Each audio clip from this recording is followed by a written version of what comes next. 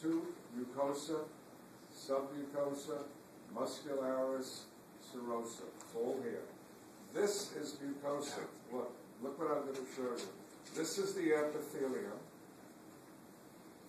that surrounds what? Each villus. And the inside of each villus is the lamina propria. Remember, that's the layer under the cells, the mucosal cell. And this little thin layer here, this thin layer of pink is the what? Muscularis mucosa. Remember the mucosa had three parts to it, right? The cells, right? Under the cells is the lamina propria, right? And under that is the muscularis mucosa. Here are the cells, okay? With the glands. The gray, with everything in it, is the lamina propria. I'll tell you what this is in a minute. And this is the muscularis mucosa. Coming back, what is this? This is the submucosa. See with all the big blood vessels? Folks? And what is this? This is the muscularis. This is the radial muscle, and this is the longitudinal muscle, and I don't want to drop it.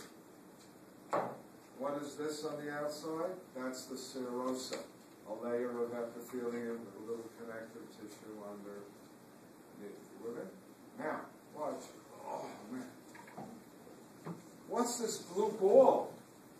Between the mucosa and the submucosa, periodically, you have, this is called solitary lymph nodules.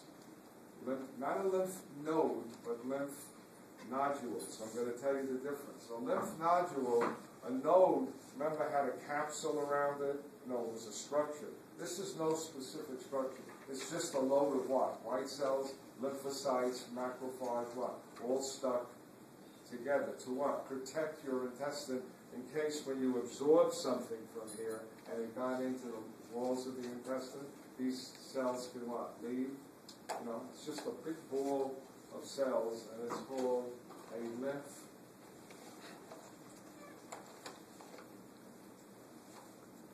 nodule. Now, next, very important, the intestinal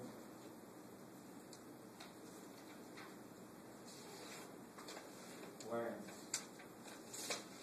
They are sometimes referred to as the intestinal pits, because they look like a pit.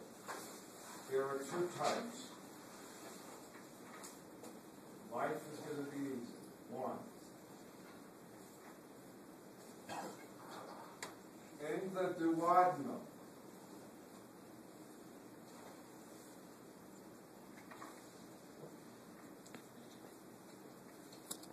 the cells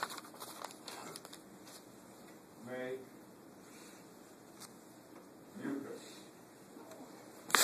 And we give this its own name. These are called, you ready? Two dots over the Bruna. You'll notice that most of the words are German, the names, because when they first started studying science, you know, the British did all the gas laws. Remember Charles' laws? They were very British names. Henry's law, Boyle's law. And the intestine belonged, the GI tract belonged to the Germans. They were naming everything, all right? Really strange, you know, each country began to specialize. Number two, in the jejunum, mostly, and also in the ileum,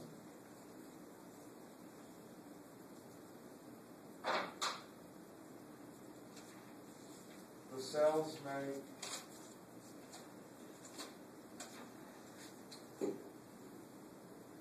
enzymes.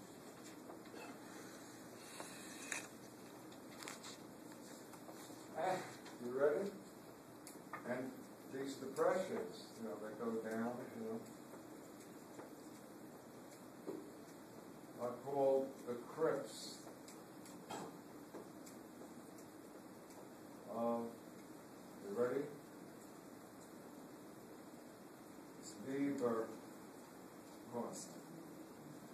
dots on or umlauts.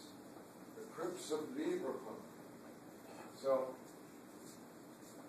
in the duodenum, these cells make up the what? Brunner's glands. Everywhere else they're called what? Crypts of Lieberkund. Now, let's always do logic here. Why in the duodenum are you making so much mucus? What's coming into the duodenum? Well, it's acidic, right? It's acidic, the kind? Acidic chyme, right? You can burn it, right? What do you want to do to the cells? You want to what? Protect them as best you can, so you make a lot of mucus. Do you want to learn something that no other faculty member here knows? That won't be on the test? Because I worked hard to get the answer. 85% of ulcers are not caused by excess acid. They're caused by a bacteria called Helicobacter pylori. Did I do that with you? Helicobacter.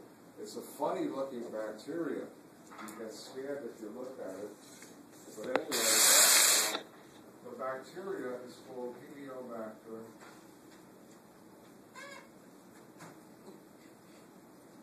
pylori. And you know what it looks like?